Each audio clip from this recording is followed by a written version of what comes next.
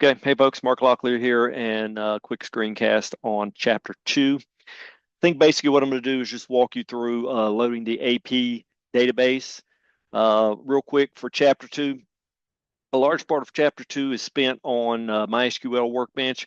We're actually not going to be using MySQL Workbench in this in the class, so I say that with a caveat. The screencast and everything I do, you'll see I'm going to be using the terminal window. I would recommend you do that.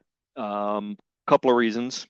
Number one, it's just a good experience to have, and if you're going to go on to do great things in IT, programming, web development, getting comfortable with the terminal is going to be very valuable for you. I won't say that you can't be a programmer without being good in the terminal, but being comfortable working sort of at a prompt in a terminal window is going to go a long way. I mean, the way I like to think about it is, someone told me I do some metalwork machining and welding work in the garage. And like someone told me once, they said, I don't know any good machinist who doesn't know a little bit of welding, and I don't know any good welder who doesn't know a little bit of machine work. And like IT and web development, systems administration is the same way. And like the equivalent to that in the IT world might be like, I don't know any good programmer who doesn't know a little bit of systems administration and being able to work in the terminal window. And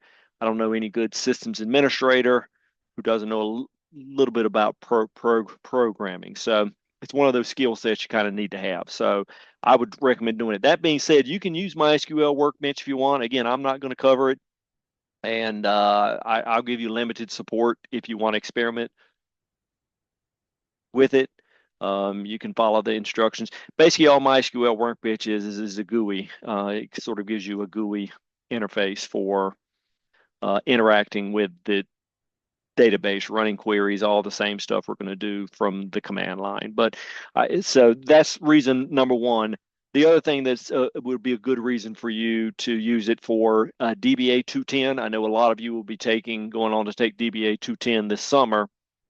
Is we're very heavy using the terminal window. You're going to be setting up a Linux server. You're going to create your own instance of MySQL. So you're going to be doing a lot of sysadmin kinds of things.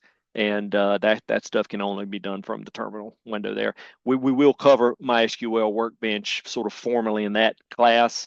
But again, my recommendation for this class would be to use the follow along with me in the screencast and everything I'm doing, and use the terminal window to connect to the MySQL server and sort of get comfortable in that environment, because you'll be seeing more of it.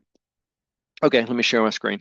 So what we're going to do here is load the AP database, which is the sort of primary database that you'll be using for the class, in addition to the MySQL or the My Guitar Shop database. Yeah, I don't think I've talked about that in the screencast so far. So for all of the exercises, you're generally going to be asked to work inside the AP database and then the My Guitar Shop database. If you notice up in the general course announcements all the way at the top, there is a My Guitar Shop exercises. And if you click on that, I've actually got this loaded in a Google Doc. I think you've got a PDF inside your student download, but use this link because I've made some small tweaks and modifications to what the actual PDF from Murac is. So use this Google Doc link rather than the PDF. But for any of the My Guitar Shop, and you'll sometimes, I think you might see it as like uh, MSG or MSE, My Guitar Shop exercises. I'll use that moniker sometime in the description. But like for instance, let's just run down and randomly look at one of the code exercises I'm looking for chapter 4. Notice that, yeah, here's where I actually have you set up the My Guitar Shop. But notice that, I'm saying, complete exercises 1 through 3 in the book, and then from My Guitar Shop exercises, do exercises 5, 1, and 1, 5, and 7. So again, just look for that. The difference is I'll ask you to usually what I'll ask you to do is either I'll ask you to modify the book exercise. Again, that keep in mind you've got the solutions for those. So don't be afraid to look at the solutions. If you want to challenge yourself, you can. But if I'm asking you to modify it, you can sort of look at the solution they've got there and then make the modification to it. And again, the My Guitar Shop exercises, you're doing that 100% from scratch. You don't have any of the solutions for those. So that's going to be 100% on you to solve those, to create those queries. Okay, so let's look at what we need to do to load the A.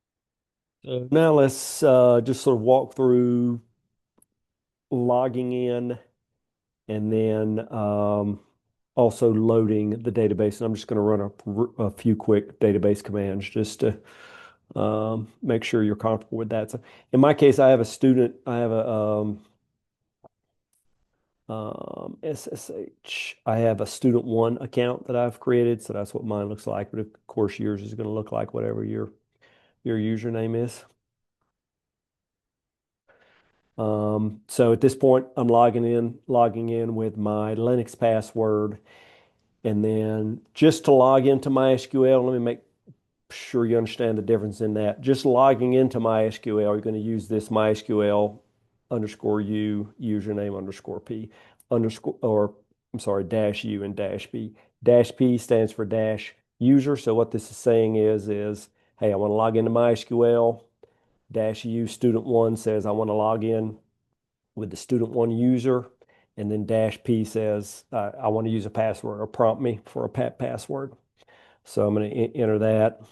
I'm going to enter my MySQL password. And then this brings you to the MySQL prompt. And then this is where you're going to run query statements.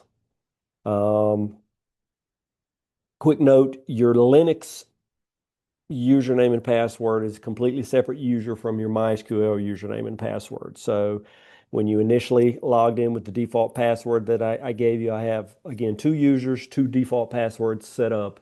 Chapter one, I think you ran the passwd command to change your Linux password, but note that only changed the Linux password, not change your MySQL password. There is an alter statement you can run if you want. I'll leave it up to you to run that. You can change your MySQL password if you like, but I'll leave that up to you to do that. If you want it, you can Google it or send me an email and ask, and I can give you the command to run. But it's fine if you leave your default MySQL password the way it is. Changing the Linux password stops anybody from getting into the system and being able to log in as you. So there's that. So let's walk through loading the database. Now we did this for the AP, or you're going to need to do this for really for chapter two here for both the AP database and for the My Guitar Shop exercises. I've already actually ran this command to load the AP database. Uh, but before we do that, let me walk you through the Vim real quick. So I think in chapter one, you also did the copy command to copy these book scripts and DB setup folder over to your home folder. Before loading the AP database, you need to make some edits to the install script. So to do that, vim db setup, and in this case, is create dbab, create underscore db underscore ap dot SQL file is what you're going to edit. And here you're going to change line 7, 8, and 11. And notice we're putting our username along with an underscore in front of the database name. In this case, the database name is AP. So you need to make sure you make that change. Um, so I'm going to edit there. And then, of course, to load this database, here's the command you're going to run. Again, similar. This is just now, and this is a little weird that you're not logging into MySQL to actually run this. You're sort of running MySQL from the command line. So you actually run this command from the Linux prompt, not from the MySQL prompt. In this case, again, similar to what I talked about previously, this is a MySQL command. So you enter MySQL -u. Student one says, hey, I want to run this command as uh, the user student one, and then -p just says, hey, prompt me for a password. This little left-hand arrow says, hey, we're going to be importing a file. So in this case, it's going to be the create DB AP. If you change directories into the DB setup folder, then you wouldn't put this DB setup folder in front. So it's a relative path. I think the correct term there is, absolute versus relative path. In this case, you're not in the DB setup folder, so DB setup needs to be a part of the path. If you were to change directory first to the DB setup folder, then you wouldn't need that there. So just make sure you have your paths right. I run this, you'll be prompted for a password. Going to enter it. So that runs. It doesn't give you, as long as you don't get an error, it should be fine. You don't, MySQL sort of notorious for not, if it runs correctly and does what it's supposed to, doesn't give you a whole lot of feedback. All right. So now we're going to actually log in to MySQL. Very similar command to loading the database. So now that I'm logged in, I can do show databases. And then notice I see my student one underscore AP database here. I'm going to run the use command. So I'm going to say use and then whatever the database name is. In this case, student one AP. That means I want to actually use, that's the database that I want to use. And now I can do show tables. That's going to show me the tables that is in the student one underscore AP database. And then just a real quick sanity check that the data actually got imported. I can run a simple select statement. So I can say select star from invoices. Select star from invoices. All right, and that shows me a bunch of data here. When the data runs off the screen like this, like one easy way to handle that is you can put a limit statement in here. So I can say select star from databases limit 5, and that will only show me the first 5 lines that get returned from the query. Okay. All right, really quick to load the My Guitar Shop exercises. Similar process to what we went before. We need to copy the My Guitar Shop, um, the My Guitar Shop student files from the home folder, the main home folder over to my user's home folder. So we'll do that for start. So cp-r, cp is the copy command, -r is recursive. That means that you want not just the folder, but everything that's inside of the folder and any nested folders. That's the recursive part. And so in this case, home. And then if I do My Guitar Shop, and I'm just hitting the tab just so you know, you'll sort of see that a lot. If you tap the tab key multiple times, it'll auto complete what the folder names are. In this case, I'm just going to do MSG So if you notice, there's two My Guitar Shop folders here. One is the solutions folder, and then the other is the example starts solution folder. Just so you know, you've got all the solutions to the My Guitar Shop exercises, but you don't have the enhancements that I asked you to do. So just make sure you're clear there. And I may or may not include those. Probably actually the example starts is all that you'll need. But so I'm going to copy these. And what I can do here is use the star. This star is a wild card.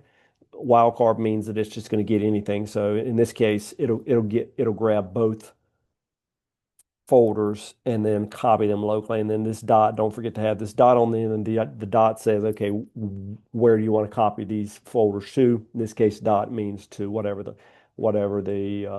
present working directory is, which in this case is going to be my student one user's home folder in Linux.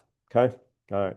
So now if I do an ls, which is list files or for folders, notice that I see the MSG, uh, the MSG MSG folders that are here. All right. So again, the goal here is to load the My Guitar Shop database. That's going to be inside the MSG starts folder. So in this case, I'm going to change the directory to that folder. It's a little different than what I did last time where I used the relative path. I'll use the absolute path here. So I'm going to change into the MSG starts. And then if I do an ls folder here, notice there's this create my guitar shop SQL file. That's the file that we want to edit. So we can edit the database name. Remember, we have to put our username in front. We only have rights to create databases that have our username and an underscore in front. So again, I'm going to use Vim here. So I'm going to do Vim create guitar shop. All right. So in this case, anywhere you see this My Guitar Shop, which is the database name, you need to put your student or your login name or your username in front. So in this case, I'm going to do student underscore one. I'm sorry, student one underscore. And I'm going to make this easy by copying this. And I can just come down here and paste. And then I'm not sure if there's anything down at the bottom. I'm holding the shift key down and then using the arrow to arrow down. So yeah, there is a user. So a couple, yeah, these user statements, we want to comment these out.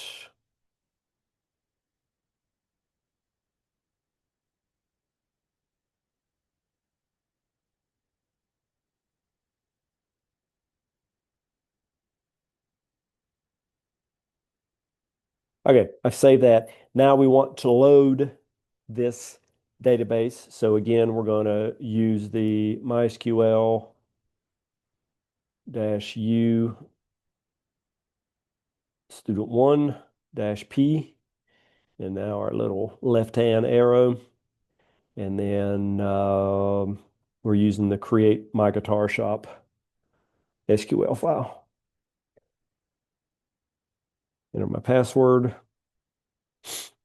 Okay, that again didn't say it's succeeded, but it's a good sign that we didn't get an error. But now let's verify that it actually loaded the database. So now I'm going to log in as student one, log into MySQL as student one. And then if I do show databases, so now I have my student one, my guitar shop.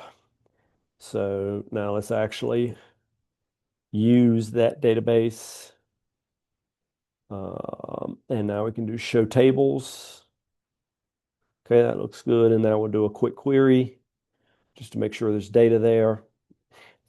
It's possible sometimes the tables can load, but the data doesn't actually get loaded inside the table. So that's why just doing a quick select statement is a good idea.